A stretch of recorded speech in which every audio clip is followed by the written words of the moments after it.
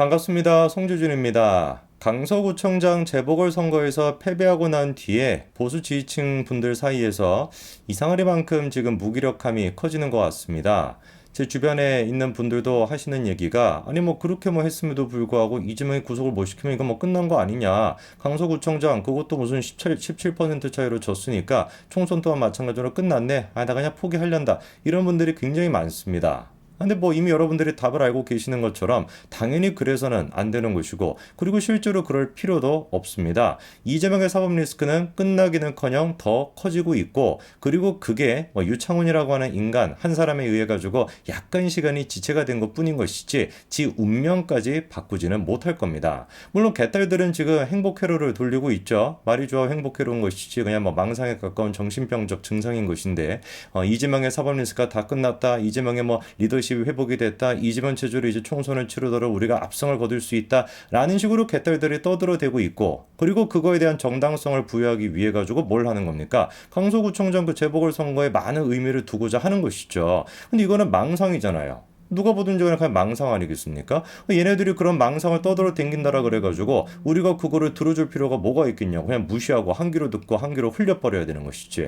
근데도 지금 보수층에서 막 그냥 뭐 개딸들과 똑같은 그런 생각을 지금 하고 계시는 분들이 워낙에 많다 보니까 정신을 우리가 바짝 차려야 되는 겁니다. 이런 식의 모습 자체가 누가 원하는 거예요? 여의도 끔찍이들 이재명과 이준석 두 인간이 딱 원하는 모습입니다. 정신을 진짜 바짝 차려가지고 우리가 총선에서 압승을 거둬야죠. 오늘 그러면 제가 영상을 통해서 말씀드리고자 하는 게 뭐냐, 유창훈에 의해 가지고 구속영장이 기각이 됐습니다. 근데 그렇다라 그래가지고 이재명의 운명은 바뀌지 않을 것이다 라고 말씀을 드렸는데, 실제로 이재명의 운명을 더 빨리 앞당기기 위해 가지고 검찰이 최선의 노력을 다하고 있습니다. 그래서 검찰이 이번에 이재명에 대해서 어떤 바뀐 모습과 어떤 바뀐 의지를 보여줬는지, 그리고 또 유창훈 같은 인간이 있기 때문에 뭔 짓을 하든지 간에 구속이 안 될 거다라고 생각해서는 안 되죠. 법원 또한 마찬가지로, 재판부 또한 마찬가지로 이재명에 대해서 바뀐 모습을 보여주고 있습니다. 제가 느끼기에는 지난번에 그 단식 투쟁을 했던 거, 단식 쇼를 했던 거, 그거에 대한 역풍이 재판부에까지 불고 있는 것 같은데, 어떤 식으로 검찰과 재판부가 바뀌었는지 그거를 좀 살펴봐야 되겠습니다. 언론 보도들을 먼저 보면은요, 오마이뉴스도 마찬가지입니다. 이재명에 대해 가지고 사법 리스크가 줄었다라는 취지로 그렇게 보도하는 언론사는 찾아보기 힘듭니다. 그도 그럴 것이 검찰이 이번에 다시 이재명에 대한 세 번째 기소를 한 상태이기 때문이기도 하죠.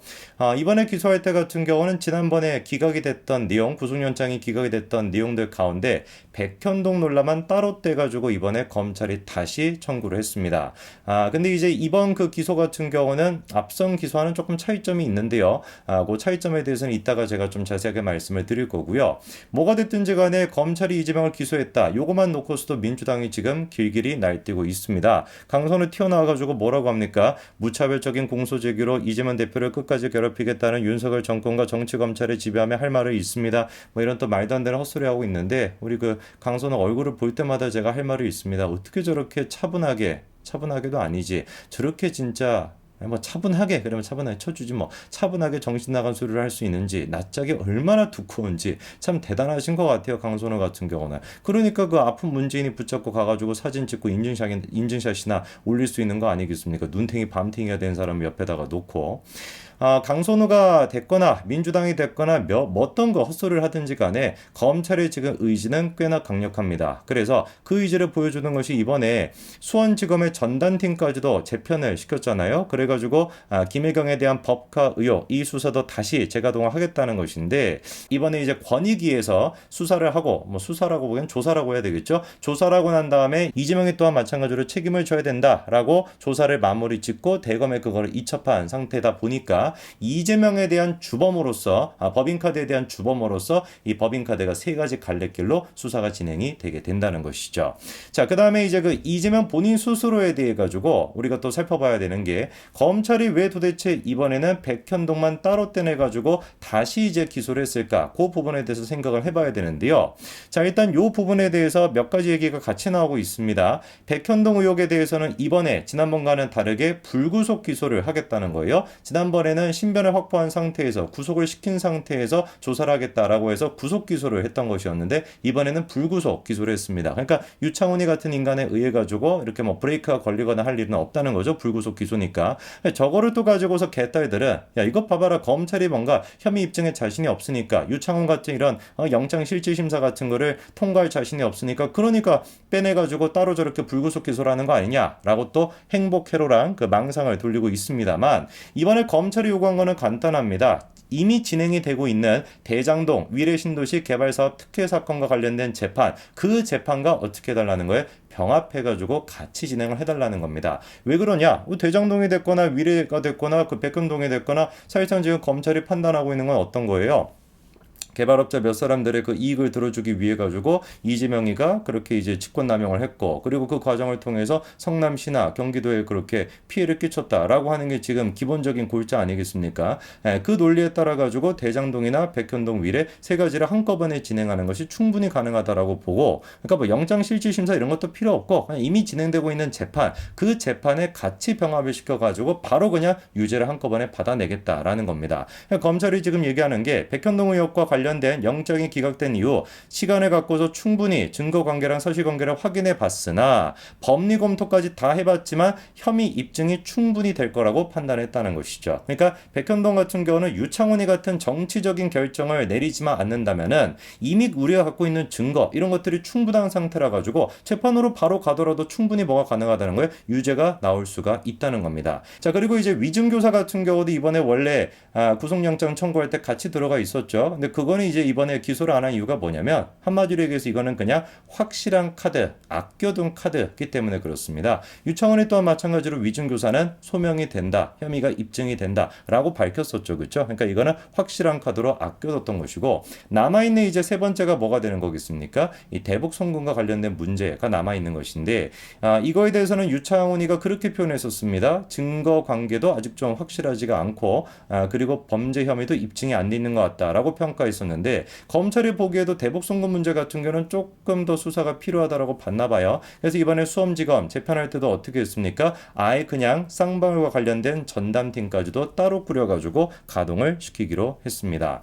이러다 보니까 검찰은 일단 위증교사에 대해서는 거의 뭐 100%라고 보는 것 같고 백현동 같은 경우도 혐의 입증에 자신이 있다 보니까 이미 진행이 되고 있던 대장동 위례 재판이랑 묶어가지고 같이 하겠다라는 것이고 대북 송금 이화영 씨랑 관련된 요 문제만 조금 더 수사가 필요하다 이렇게 정리가 될 것 같습니다. 자 그리고 재판부 또한 마찬가지로 이재명의 사법 리스크가 끝났다라는 식의 생각을 전혀 안 하고 있는 것 같습니다. 충분히 아니 오히려 이재명의 사법 리스크가 더 현실화되고 있다라고 재판부조차도 보고 있는 것 같은데요. 이번에 어떤 얘기까지 나왔습니까? 판사가 다음에 안 오면은 그냥 재판을 진행해버리겠다라고도 밝혔는데 이게 굉장히 좀 심각한 문제입니다. 판사님께서 많이 화가 났어요. 재판을 시작하자마자 했던 얘기가 뭡니까? 피고인이 불출석하냐라고 물어보고 이재명이 불출석하는 문제에 대해서 재판부가 미리 알 수 없었다라고도 얘기하고요. 그리고 출석 여부와 상관없이 10월 27일에는 진행하지 못했던 9월 8일 일정부터 그대로 이어서 진행하겠다 이렇게 선언하듯이 강력하게 얘기했는데 저게 왜 지금 재판부가 화가 나고 판사님의 꼭지가 돈 거냐라고 말씀을 드리냐. 원래 형사소송법에 따르면 어떻습니까? 피고인이 공판기일에 출석하지 않으면 원칙적으로는 재판을 열지 못하도록 그렇게 되어 있습니다. 그리고 밑에 지금 나와 있는 예외적인 사항들 같은 경우도 사실상 지금 이재명한테는 적용이 안 되는 얘기들이거든요. 그럼에도 불구하고 판사님께서 어떻게 하겠다는 거예요? 형사 이 소송법에 분명히 그렇게 원칙적으로 나와 있지만 그럼에도 불구하고 너 다음에도 안 나와? 그러면 그냥 재판 진행시켜버릴 거야 라고까지도 얘기를 했다. 굉장히 지금 꼭지가 돌아 있는 상태라는 것이죠.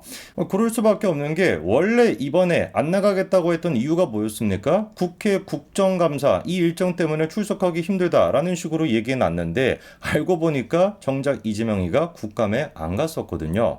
이러다 보니까 판사님 입장에서는 꼭지가 돌 수밖에 없는 것이지. 사실 이제 솔직히 얘기해서 재판부에서도 지금까지 이재명에 대해서 너무 많이 봐주기를 하고 있었습니다. 아니 선거법 위반 지금 이번에 또 재판을 받았던 게 선거법 위반이거든요. 김문기 씨 모른다라고 얘기했던 거? 그게 도대체 언제 쪽입니까? 작년 9월 달인가? 그때부터 시작이 돼가지고 아직까지도 1심 재판 결과가 안 나왔다라는 것은 이건 누가 보든지 간에 재판부가 이재명을 봐주게 하고 있었다라는 뜻밖에 안 되는 겁니다. 아니, 원래 선거법 같은 경우는 한 9개월, 6개월 이 정도 내에 그 재판 결과가 나와야 된다라고 하는 것이 규정이 되어 있지 않습니까? 그럼에도 불구하고 이거는 지금 막 1년 가까이 됐음에도 불구하고 아직도 재판을 똑바로 못 열고 있다. 너무나 지금까지 사법부에서 재판부가 이재명을 봐주기 하고 있었던 것이고 그 지경이 되다 보니까 이재명이 저렇게 뻔뻔스럽게 국감 때문에 저는 못 가는데요 하고 국감은 안 나가 버리는 이런 진짜 개망나니 같은 짓거리를 할 수 있는 거 아니겠습니까? 재판부는 더 이상 이재명에 대해서 봐주기 하듯이 그런 식으로 뭐 이렇게 다 뭐 봐주고 이렇게 할 것이 아니라 명명백백하게 다른 거 필요 없고요. 일반 국민한테 하던 대로만 이재명한테 하면 됩니다. 그것만 딱 지켜주더라도 진작에 이재명에는 구속이 되고도 남았을 겁니다. 재판부가 그나마 좀 바뀌는 모습을 보여주기 때문에 긍정적이다라고 얘기할 수는 있겠습니다만 이걸로는 부족합니다. 일반 국민한테 적용됐던 그 기준 이재명한테 똑같이 적용하시기 바랍니다. 여기까지 말씀드리겠습니다. 감사합니다.